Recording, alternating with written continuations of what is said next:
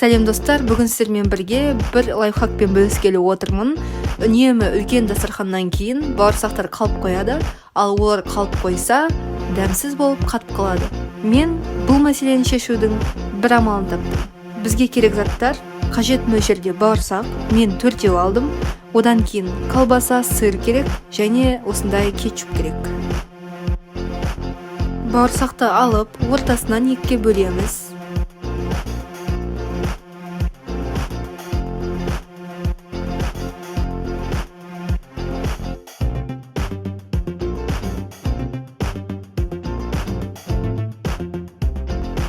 Кесілген бауырсақтың бір жағына кетчуп жағамыз. Оның үстіне колбаса қойып, үстінен майонез жағамыз.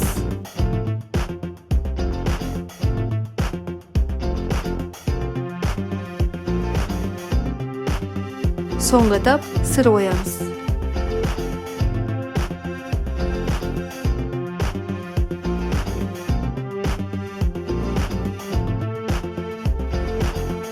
Міне осылай бауырсақтарымызды дайындап алдық. Енді бізге мультипекарь немесе гриль керек.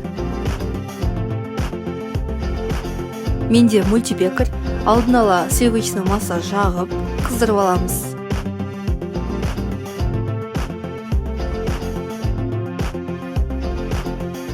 Міне бізде май ерді. Енді щетканың көмегімен біркелкі қылып жағып шығамыз.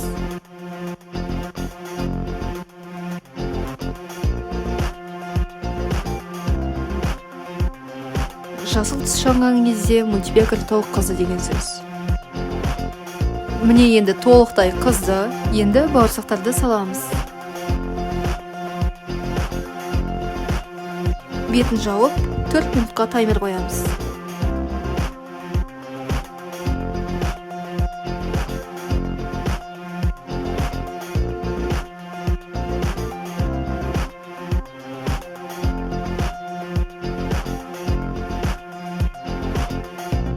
Міне бізде осындай өте дәмді, хрустящий бауырсақ бургерлеріміз дайын болды. Ең бастысы табиғи және қолжетімді. Астарыңыз дәмді болсын, міндетті түрде жасап көріңіз. Егер видеоны толықтай көрсеңіз, менің каналыма тіркеліп, лайк қойып, коммент қалдыруды ұмытпаңыз. Келесі кездескенше. Менің каналымдағы басқа да оңай және дәмді рецептерді көруге ұсынамын. Өте қызықты жаңа видеоларды көру үшін колокольчикті басып қойыңыз.